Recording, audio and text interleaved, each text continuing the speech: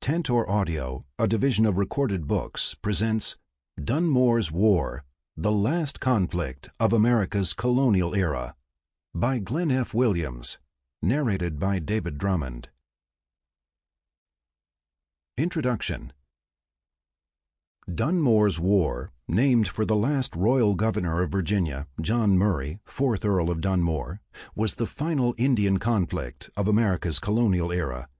Set mostly in the mountains, valleys, and farmlands of the Virginia backcountry and Ohio River Valley from April to November 1774, the conflict started when Indian war parties initiated an aggressive campaign of vengeance with small-scale attacks and raids against homes and settlements on Virginia's frontier. By June 10th, after passive defensive measures on the part of local militia failed to stem the violence, Governor Dunmore directed the county lieutenants to respond more vigorously, including limited offensive action. On July 12th, the governor took the field to assume personal command. He planned a coordinated response with the combined forces of the most affected counties to take the war to the Shawnee and Mingo towns. About 2,500 militia soldiers, not counting those who remained behind to guard the settlements, marched against approximately 1,000 defending Indian warriors, mostly Shawnees, not counting those raiding the backcountry at large. The campaign resulted in only one, but decisive large engagement in October. By November, the Indian leaders sued for peace and accepted the terms that Lord Dunmore proposed in order to spare their towns from destruction. This book is, in the main, a campaign history that examines the military operations of Lord Dunmore's war, but it also takes into account diplomatic efforts and political factors. It shows that Virginia called on its colonial militia to achieve strategic objectives consistent with the justified defense of the province and provisions of its royal charter. Furthermore, the narrative demonstrates that the colonial Virginia militia was a more competent military organization than is often portrayed. Relying almost exclusively on primary sources, the narrative places the 1774 conflict in the context of pre-Revolutionary War Virginia and addresses several themes. First, Governor Dunmore acted in what colonists perceived were the best interests of the colony. As a result, his policies were generally popular and earned him the admiration of those he governed. At times, however, they conflicted with those of the British government and put him at odds with the Secretariat of State for the Colonies, also called the Colonial Office, the ministerial department to which he reported and from which he received his orders and instructions. Second, an Indian war in the Ohio country had become inevitable in early 1774, and the Shawnees represented the nation with the most hostility toward the British and colonial westward expansion. While Dunmore received at least nominal support from the British Indian Department, he took an active and direct role in diplomacy with the various native peoples living in the Ohio Valley and bordering his colony. Third, the Virginia governor led his colony's forces in defense of what they viewed as legally acquired territory and demanded no further land concessions from those they defeated. Fourth, the narrative presents a detailed examination of the organization, training, tactical doctrine, and operations of Virginia's colonial militia, which challenges many popularly held beliefs. Fifth, and finally, Virginia's victory in Dunmore's War held important implications for both sides in the American War of Independence, especially with regard to Indian participation. Overshadowed by the Revolutionary War, which began 6 months after it ended, Dunmore's War remains understudied and largely misunderstood. Many historians have either relegated it to the status of a footnote or briefly summarized the episode as a prelude to the Revolutionary War. This is unfortunate because the war is an intrinsically interesting subject with significance in its own right, and its namesake, Lord Dunmore, is a major historical figure. Many of the currently available histories explain the conflict as little more than an attempt to wrest land from Aboriginal inhabitants and vilify Virginia settlers in general and Lord Dunmore in particular. Others describe it as either a relatively unimportant preliminary to or an intentional diversion of attention from events occurring at the same time in Boston and Philadelphia that signaled the approaching revolution. In contrast, This book shows that Virginia called on the colonial militia to defend its border from invasion and secure strategic objectives consistent with the legal acquisition of land and its royal charter. The causes and conduct of the Indian War were not directly connected to origins of the struggle for American independence. However, the results of Dunmore's war held important consequences that manifested themselves early and throughout that approaching conflict. Various histories of the period that mention Dunmore's war, especially if written since the late 20th century, almost universally characterize Virginia as the aggressor and its soldiers as land-hungry opportunists at best or lawless and racist banditti at worst. The primary sources cited to support that conclusion reflect the less than objective perspective of participants who favored the interests of Pennsylvania in its 1774 boundary dispute and competition for dominance of the Indian trade with Virginia. The different views found in Virginia records and the writings of Virginia participants have been largely ignored, marginalized, or dismissed as triumphalist in much of the recent scholarship. Without ignoring the evidence that has provided the basis of opposing interpretations, this book primarily studies the situation as Virginians recorded it. The documentary evidence from those sources shows that the colony's government did not base its policies only on self-serving aggression. Virginia's acquisition of Indian land between 1768 and 1772 met the established legal requirements, conformed to the restrictions set forth in the Royal Proclamation of 1763, and were ratified by the British Crown. Virginia's expansion into the newly ceded land was allowed by law, as contemporary Virginians and government officials viewed it, and reflected the tenets of Enlightenment philosophy on the settlement of new land. Many authors cast the Shawnees in the role of innocent victims. While the statement contains a basis in fact, it does not consider the hostile actions committed against Virginians by bands of Shawnee warriors that preceded or precipitated the conflict. Other historians have similarly blamed the war on Virginia aggression and described the Shawnees as trying to protect their homeland in the face of unauthorized white encroachment. When put another way, perhaps without realizing it, the same authors affirm that the Shawnees acted in their own national interests, as any polity would, including the Virginia colony. Similar interpretations fail to mention that the Six Nations, or Iroquois Confederacy, ceded Shawnee hunting ground to the British as part of the Treaty of Fort Stanwix in 1768. The omission maintains the focus on the dispute between the Shawnees and Virginians without an explanation of the Iroquois Confederacy's involvement in creating the contentious situation.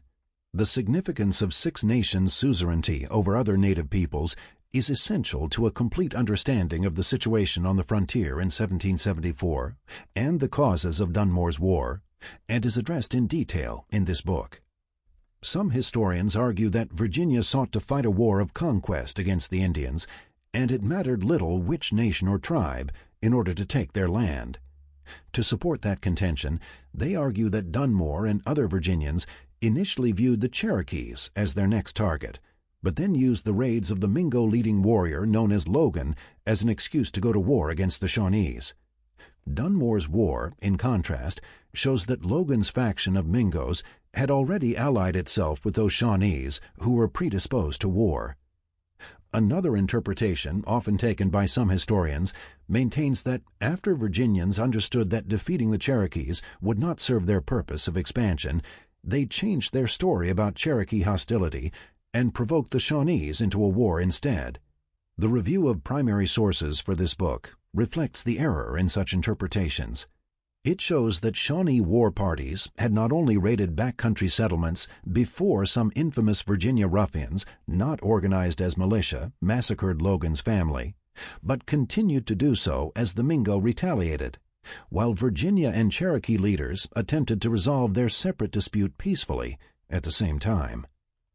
Careful analysis of the comprehensive survey of sources cited in this narrative supports the position that Virginia's soldiers primarily fought a defensive war against unprovoked Shawnee and Mingo attacks on the south bank of the Ohio.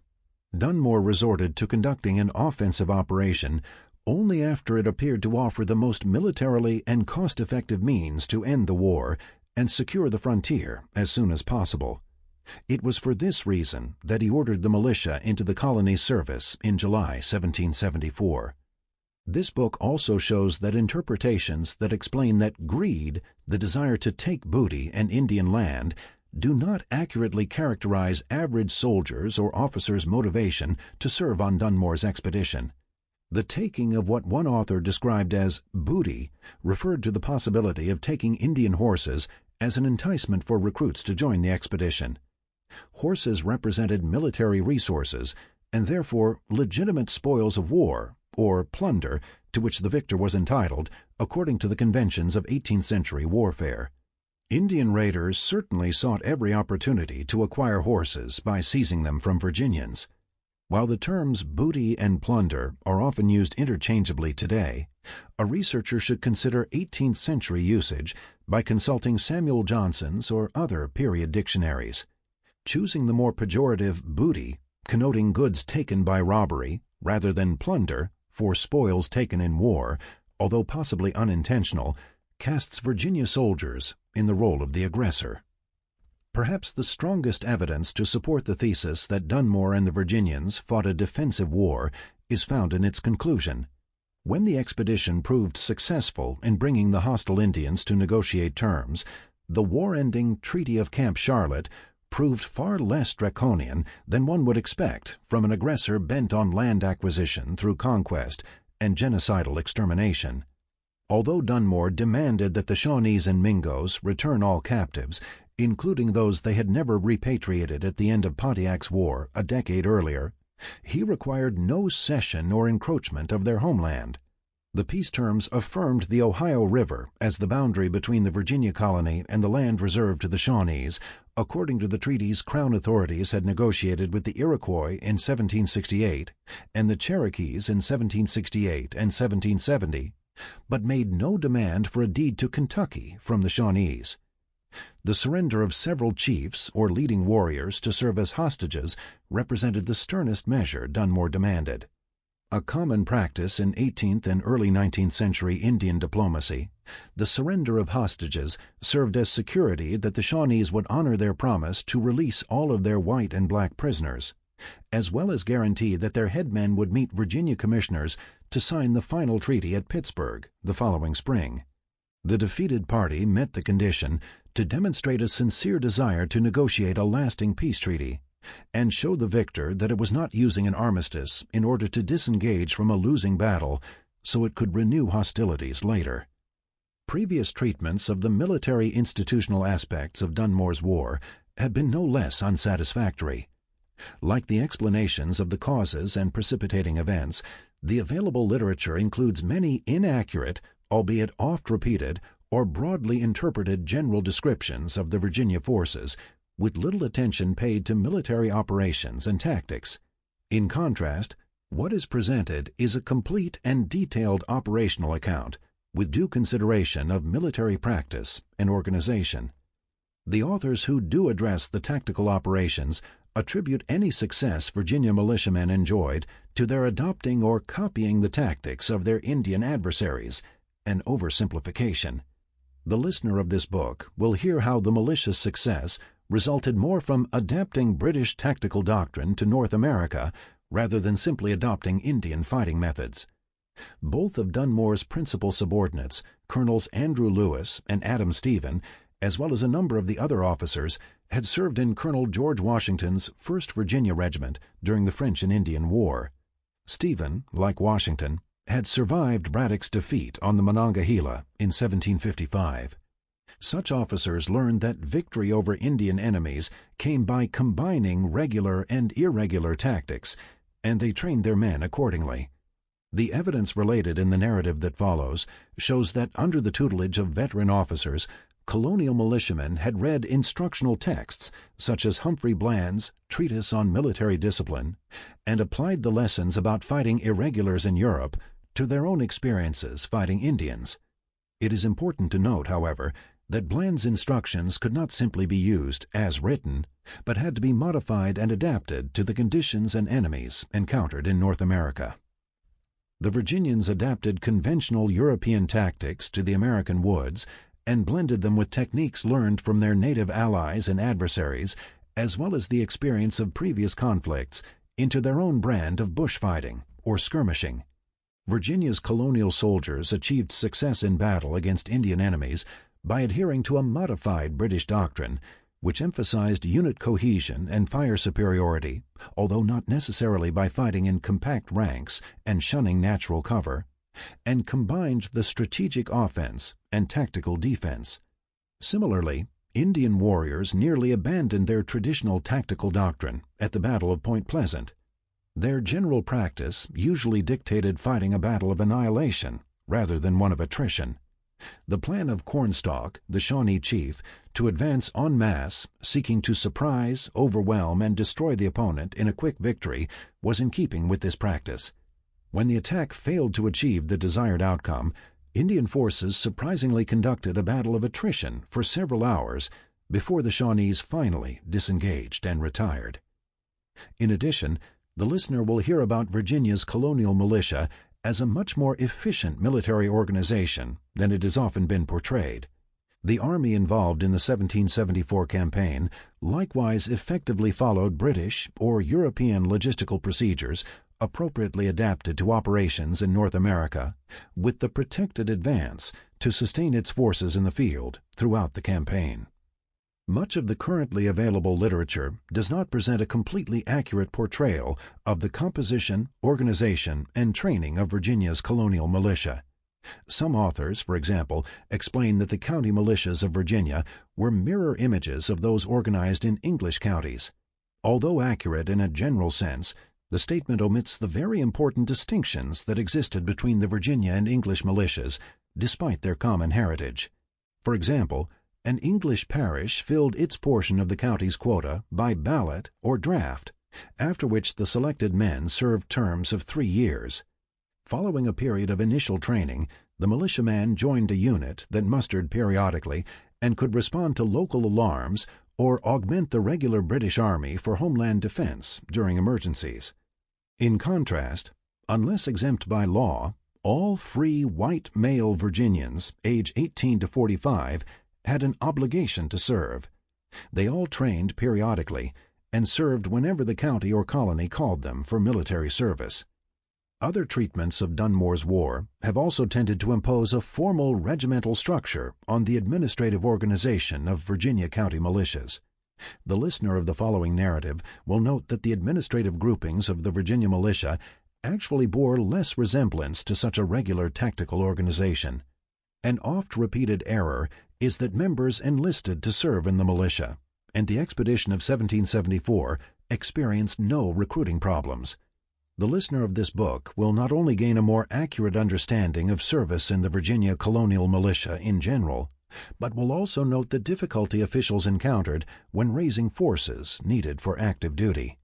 The evidence presented in this book shows that the county lieutenants followed the requirements of the colony's militia law and the procedures established for defending their own and assisting neighboring communities, as well as the province at large. It further establishes that the militia of the Virginia colony existed as a pool of available manpower that county, independent borough, or provincial governments could mobilize for military service. The local companies and county regiments constituted administrative, not tactical units, organized according to regional population densities and not mission-oriented considerations. The governor appointed all company officers based on the recommendations of their respective county lieutenants. The governor also signed and issued commissions to the men who the county officials recommended to raise and lead tactical units, and authorized them to recruit volunteers and draft individuals to fill their ranks. Ideally, a company embodied for actual service was organized with 50 rank-and-file men, plus officers, sergeants, and musicians, along lines similar to, but not exactly like, those in the British Army.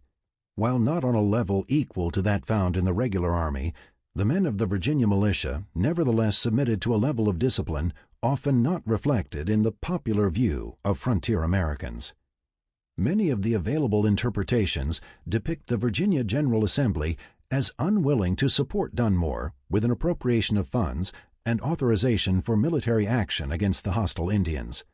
primary evidence found only in the Pennsylvania records would tend to support such conclusions. The Virginia records contain contradictory testimony. This book demonstrates that although the General Assembly did not agree with Dunmore that the situation warranted the appropriation of funds and authorization to raise an army of provincial regulars, Peyton Randolph, Speaker of the House of Burgesses, offered a more appropriate recommendation. Randolph informed the governor that the law titled An Act for Reducing the Several Acts of Assembly for Making Provision Against Invasions and Insurrections into one act, often shortened to Invasions and Insurrections Act, already gave him the authority to call militia into service and employ them in this kind of emergency without additional legislation. Perhaps other historians mistook the Speaker's explanation that the Act for Provision Against Invasions and Insurrections constituted a more appropriate application of the governor's war powers for dealing with the emergency as a refusal to act. The listener will also learn that, according to the law, the colony's General Assembly normally appropriated the money after the emergency ended and reimbursed military expenses and paid militia soldiers for their service in arrears, not in advance. The record shows that the Virginia government followed the established procedure when it paid its soldiers and the related expenses for the Indian campaign in July 1775, albeit after the Revolutionary War began and Dunmore had fled Williamsburg. The events related in this book occurred during a period in colonial America when resistance to certain British imperial policies had not yet risen to a struggle for independence. Although the Revolutionary War is not the subject of this book, Dunmore's war had an important influence on the events of that later conflict. As long as both sides adhered to the terms of the Treaty of Camp Charlotte and the subsequent councils held at Fort Pitt in 1775 and 1776, the Ohio frontier remained relatively peaceful. Combined with the respite from fighting that ensued in the East between the British evacuation of Boston and the invasion of New York in 1776, the Americans had sufficient time to decide in favor of and declare their independence. When Cornstalk announced the Shawnees' decision to enter the war as British allies and resume hostilities in November 1777, it presented Virginia the motive and opportunity to invade the north bank of the Ohio as a component of the greater struggle. American success in that theater resulted in Britain's recognition of the Northwest Territory, encompassing the present states of Ohio, Indiana, Illinois, and Michigan, as within the territorial boundaries of the United States in the 1783 Treaty of Paris. Chapter 1. Our Customs Differing from Yours. Cultural Friction and Conflict on the Frontier, October 1773 to March 1774. It is 1773, Virginia. Early in the morning on Sunday, October 10th, 8 men, 6 whites, and 2 black slaves lie sleeping in their camp on the west bank of Wallen's Creek in Powell's Valley on the Virginia frontier. Before bedding down the previous night, they had unburdened their pack horses so that bundles of supplies, including sacks of flour and other provisions, were lying about them. Their cattle and tethered horses slept or grazed nearby. The men would soon have to rise, gather the livestock, load the pack animals, and resume the march. They needed to go only a few more miles along this branch of an Indian trail known as the Warrior's Path to rejoin their group's main body. History would soon count members of the caravan among the first victims claimed in a clash of cultures that became the last conflict of America's colonial era. Within months of its conclusion, the first shots of independence at Lexington and Concord would be fired. As dawn approached, the horses suddenly became restless and agitated. A party of 19 Indian warriors had observed and shadowed the group ever since it entered the valley. Returning from a congress of several nations' representatives to discuss how to contend with continued white expansion into the hunting ground on the south bank of the Ohio River, the band presumably included 15 Delaware, 2 Cherokee, and 2 Shawnee warriors. No official state of war existed between the British and the several nations whose hunters they might have encountered in these woods. If the members of the caravan had even seen the Indians, they would certainly not have assumed they were hostile, and therefore took no extraordinary security precautions. The braves moved silently forward as they would on a hunt when approaching unsuspecting deer, until each came to a position that offered an unobstructed view of their quarry.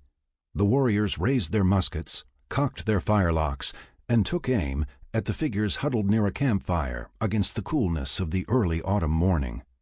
At daybreak, musket fire and blood-curdling war whoops pierced the stillness as the Indians rushed in and overran the camp. The warriors who killed brothers John and Richard Mendenhall with the opening fusillade immediately pounced on and scalped their lifeless corpses. The braves who fired at James Boone and Henry Russell had intentionally aimed at their hips to disable, not kill. The wounds, though severe, left them alive but writhing in agony on the ground and unable to move. The Indians tortured the unfortunate young men without mercy and made sport of their suffering by repeatedly striking them with knives and tomahawks to prolong the ordeal. Weakened by excruciating pain and loss of blood, the two vainly attempted to fend off the blades with their bare hands. Boone recognized his main assailant as Big Jim, a Shawnee acquaintance of his father's. The young man pleaded with the Indian to spare their lives, but to no avail. The rest of the warriors split into small groups and continued the carnage. One group captured the horses or plundered the provisions and supplies, while the other assailed those who had survived the initial onslaught. Charles, one of the black men, stood paralyzed with fear as two warriors claimed him as their captive. Although wounded, Isaac Crabtree and Samuel Drake fled into the woods and escaped capture. Adam, the other slave, escaped unscathed. From his hiding place, concealed in the brush by the riverbank, Adam watched the Indians unleash their anger on his companions. The other warriors, impatient to get away, shouted for the braves tormenting Russell and Boone to hurry. After they killed and scalped their victims, the assailants disappeared into the woods with their trophies. One of them left the bloodied war club by the bodies, the traditional sign that boasted the warriors' triumph, and warned enemies to pursue at their peril. The ill-fated party was part of an expedition planned and organized by Captain William Russell and Daniel Boone to reconnoiter the country toward the Ohio and settle in the limits of the expected new government of Vandalia. They had moved in 3 groups. Boone began the trek on September 25th, when his and 5 other families left their homes on the Yadkin River in North Carolina. After entering Powell's Valley in southwestern Virginia, they halted to rendezvous with a party led by William Bryan, Boone's brother-in-law, which increased their numbers to about 50 men, women, and children. Whereas Boone and his neighbors moved their entire households, including baggage, furniture, domestic animals, and cattle, Bryan's men planned to build houses and prepare their fields over the winter, and then return to move their families to the new settlement in the spring. Boone's enlarged column camped and waited for the others to catch up just north of Wallen's Ridge, a few miles from the scene of the fateful incident. Boone had sent 3 members of his party, including his 17-year-old son James, with John and Richard Mendenhall to Castle's Woods to obtain tools, farming implements, and additional supplies. Located in the Clinch River Valley, the community represented the largest and most distant of Virginia's frontier settlements in the newly established Fincastle County, and was home to Captain William Russell. With Russell's assistance, the young Boone and the Mendenhalls acquired the needed supplies, plus additional cattle, horses, and pack saddles. On Friday, October 8th, the captain sent them on their way, accompanied by his 17-year-old son, Henry Russell, 2 slaves named Charles and Adam, a hired man known as Samuel Drake, and an experienced woodsman named Isaac Crabtree to help manage the convoy and cattle. They expected to reach the main body within 2 days. The next day, after gathering the last of their harvests, Captain Russell followed with 30 men from Clinch River, including his neighbor, David Gass.